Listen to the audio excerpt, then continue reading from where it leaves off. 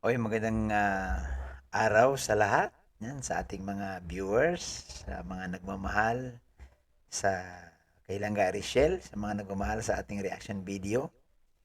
Isang mapagpalang araw po, mga kapatid, mga kalingap, yan, mga kalangga. Shout out po sa inyong lahat, sa ating mga OFW, sa mga supporters po natin, sa mga Rochelle fanatics. Sa inyong lahat po, isang mapagpalang araw. Mga kapatid, mga kalingap, gagawa lang tayo ng reaction. No? Itong gagawin natin reaction, kakaiba. Kasi, mayroon lang akong nabasa no, patungkol no, sa mga sign. No? Patungkol sa mga sign na may inggit sa'yo ang tao. No? Kagaya kay Rachel Morales, ang daming naiinggit. Kaya, Rachel, mag-iingat ka daw. No? Ayon, ayon yan sa isang doktor. No? Sabi niya, ito ang mga sign. At alam niyo mga kapatid, mga kalingap, nung napanood ko ito, tumpak na tumpak ito sa napapanahon ngayon no, sa kay Rachel na ang dami pong bashers, ang daming naiinggit at siyempre, ipapakita natin. No? Sana mapanood ni Rachel yung ating reaction. Ipapakita natin. Ganito pala ang mga taong naiinggit sa'yo. Mga taong ayaw nilang maging successful ka. Mga taong ayaw nilang maging masaya ka. So ito po, panoorin natin na panoorin natin itong video po no, ni Dr. Willie Ong. Ayan. So hingi tayo ng konting clips. Ayan. So hingi tayo ng konting clips dito kay Doc Ong. Ayan. So ang sabi ni Doc Ong dito, yun, mayroong 11 signs na may inggit at galit sa'yo. So ang dami pala nito, 11 signs. Pero magkukuha lang tayong tatlo, no? Or dalawa. So, salamat po. Credit ito kay Doc Willie Ong.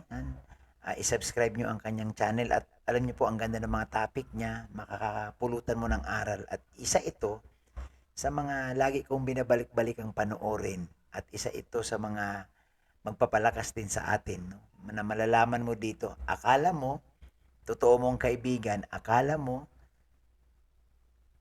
matutulungan ka. Yun pala, hindi.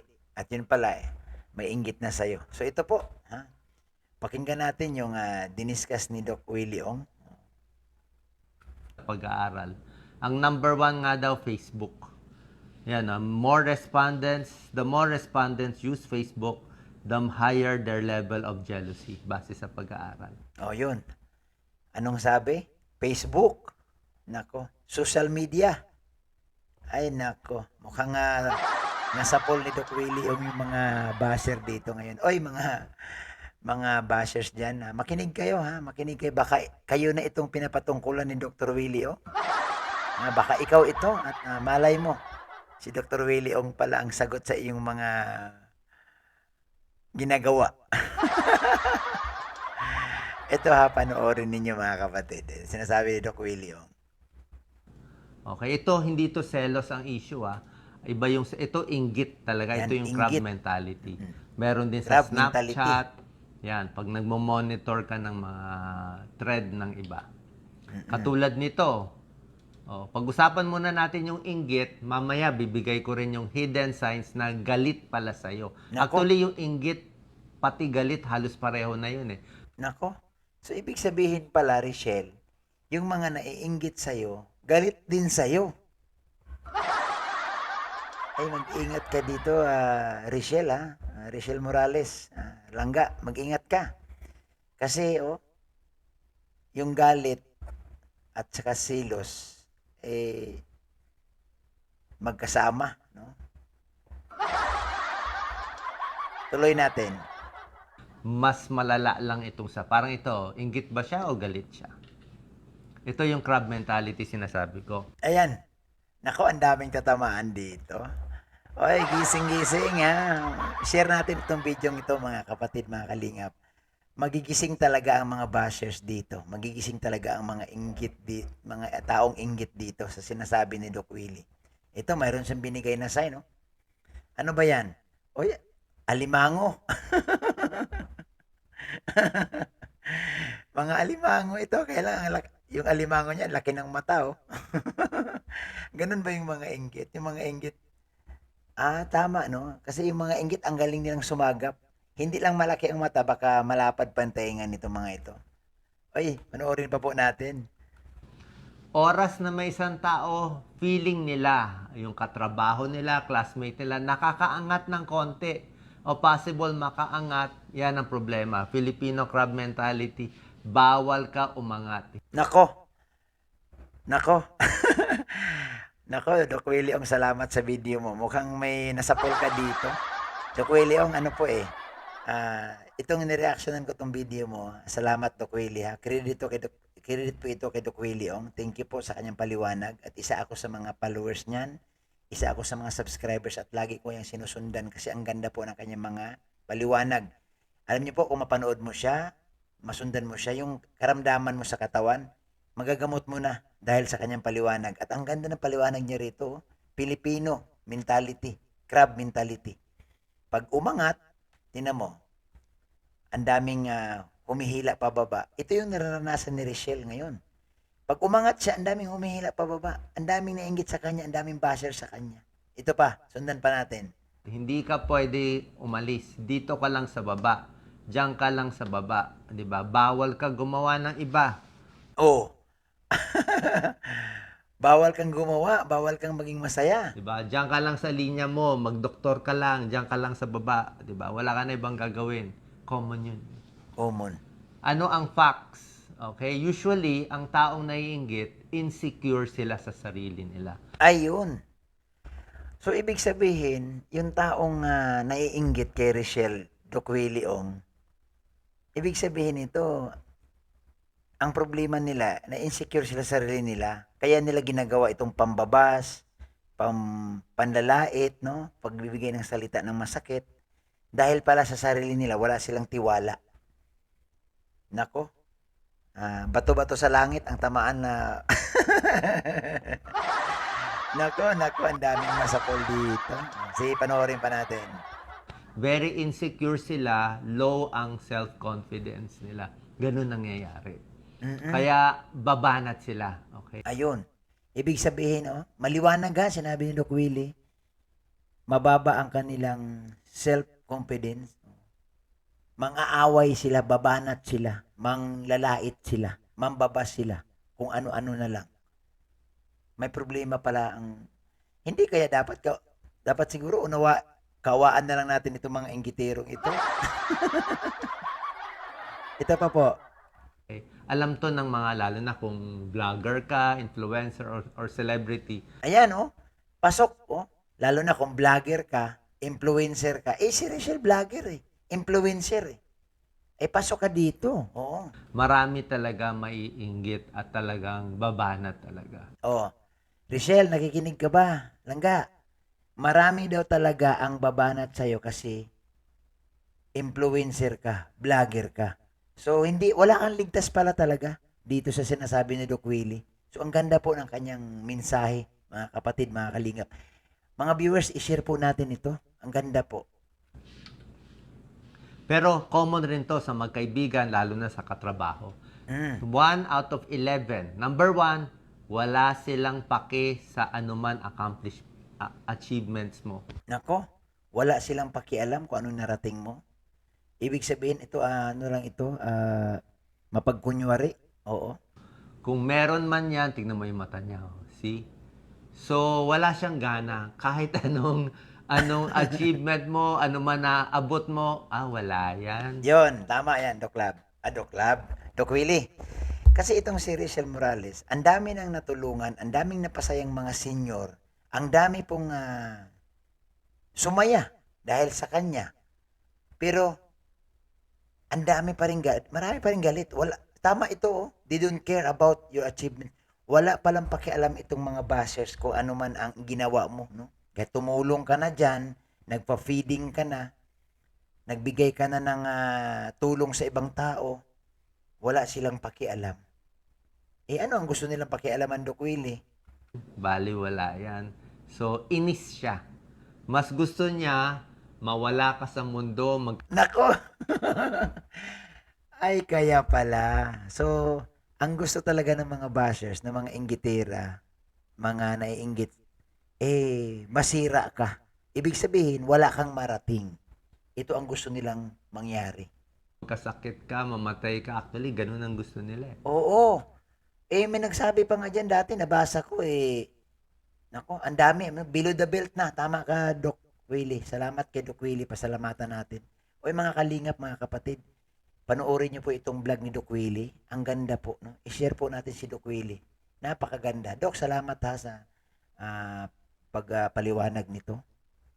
Okay. Number 2, bawal ka gumawa ng ibang bagay. Pag meron kang ginagawang bagong project, bawal. Hindi. No. Tama. Si Rachel po, gumagawa ng project. May mga project siyang feeding program. No? Nagpapasaya ng tao. Nagbibigay ng aliw. Nagbibigay ng kilig. Bawal. Ang dami nilang puna. Kisyo ganito, kisyo ganirik. Ang dami. Pasok. Alam mo, pasok ito. Pangalawang sign ito. Wow. Grabe. Palakpakan natin si Doc Willie. Napakagandang paliwanag. Magagamit ito ni Rachel sa totoo lang. Magagamit ito. Hindi po pwede kasi mababang nilalang ka lang.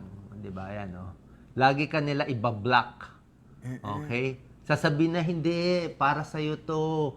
O kawawa ka naman, wag mo to gawin. Pero actually, inggit sila sa'yo. Oo, kita mo. Mapagkunyari ito, no? Naiinggit sila, 'di ba? Inggit na inggit pala sila. Inggit na inggit pala sila, no? Sa mga ginagawa ni Rachel kasi yan oh, sabi ni Doc Willie oh, isang doktor, ganito ang mga sign, no? Nako, napakahirap. Napakahirap palang pag hindi mo alam ang mga sign talagang akala mo supporter mo yung pala hindi. Kasi pag na-accomplish mo yon, feeling nila mababa sila sa ibang tao. Yan ang problem. So, ang tip is dapat nga, mas tutulungan mo pa yung taong naiinggit sa'yo. Kaya lang, minsan mahirap. Doc, ano? Tutulungan mo yung mga inggitero, tutulungan mo yung mga bashers? Sabi nga ni Doc Willie, mahirap. Dito, mahirap. Pag yung nagbabash na sa'yo, kakausapin mo, wala na, sarado na eh. Parang enemy for life na eh. Yun. Tama si Doc Willie. Itong mga bashers, paliwanagan mo, hindi nakikinig. Ang gusto nila, yung sarili nila ang masusunod. Ayaw nilang makinig sa mga sinasabi mo. Ganito po, kahirap. Pag ikay umaangat, kapag ikay sumisikat na, ang mga bashers po walang tigil.